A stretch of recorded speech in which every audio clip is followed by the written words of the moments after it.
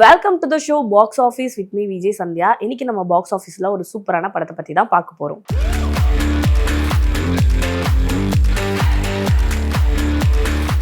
இப்போ நம்ம பார்க்கக்கூடிய திரைப்படத்தோட பேர் என்னன்னு பார்த்தீங்கன்னா ஹபிபி. இந்த திரைப்படத்தை வந்து மீரா கதிரவன் வந்து டைரக்ட் பண்ணியிருக்காரு.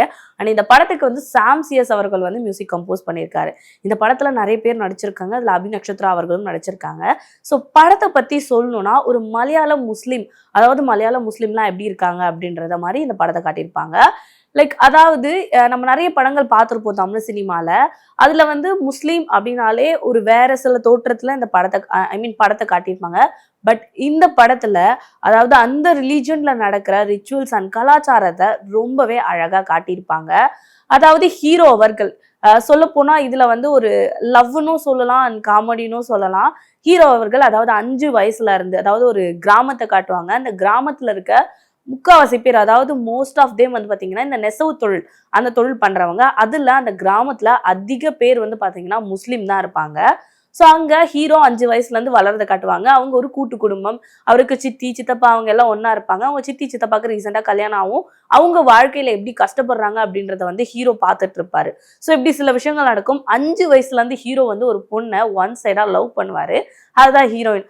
அவங்க கிட்ட வந்து எப்படி சொல்றது, அவங்க கிட்ட ஒரு தடவையும் அவங்க பின்னாடி போயிட்டே இருப்பாரு சின்ன வயசுலேருந்து. பட் ஆனால் ஹீரோ வந்து ஹீரோயின் கிட்ட லவ்வை சொல்லவே மாட்டார், ரொம்ப தாங்கிட்டே இருப்பாரு.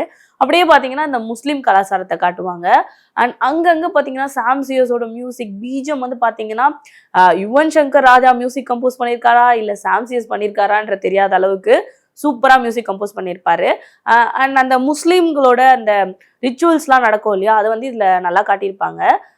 5 வயசுல சுன்னத் நடந்து அதுக்கப்புறம் வந்து ஒரு ஆண் தனது வாழ்க்கையில என்னென்ன பருவத்தை வந்து எப்படி இருக்கான், எப்படி இருக்கணும் அப்படின்ற மாதிரி இந்த படத்துல அழகா காட்டியிருப்பாங்க. அண்ட் ஒரு சில டயலாக்ஸும் இருக்கும். மீச முளைச்சாதான் ஆம்பளையா என்ன அப்படின்ற மாதிரி சில விஷயங்கள்லாம் இந்த படத்துல காட்டியிருப்பாங்க. அண்ட் அதுக்கப்புறம் ஹீரோ, அதாவது பெரிய வயசு ஆகியும் வந்து பாத்தீங்கன்னா ஹீரோயினை ஃபாலோ பண்ணி போயிட்டு அவங்க கிட்ட அந்த ஒன் சைடா லவ்வை சொல்ல துடிப்பாரு. ஸோ இப்படிதான் படத்தை கொண்டு போயிருப்பாங்க. அண்ட் அங்கங்க பாத்தீங்கன்னா நிறைய காமெடிஸ்லாம் நடக்கும்.